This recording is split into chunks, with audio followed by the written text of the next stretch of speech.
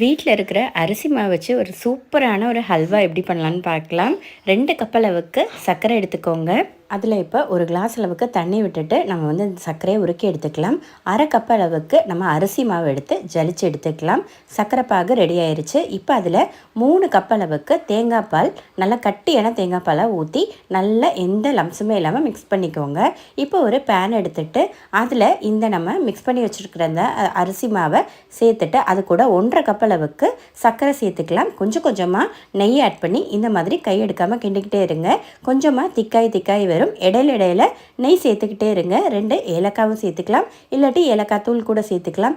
இதே மாதிரி ஒரு 1/2 மணி நேரம் 3/4 மணி நேரம் கிட்ட கிண்டி எடுத்திங்கன்னா இந்த மாதிரி சூப்பரான அரிசி ஹல்வா ரெடி. கண்டிப்பாக ட்ரை பண்ணி பாருங்கள். சூப்பரான ஒரு ரெசிபி. வேணும்னா கொஞ்சமாக நட்ஸு வந்து ஸ்ப்ரெட் பண்ணிக்கோங்க. ஒரு 2 மணி நேரம் அப்படியே செட் பண்ணி விட்டு எடுத்திங்கன்னா சூப்பரான ஹல்வா ரெடி.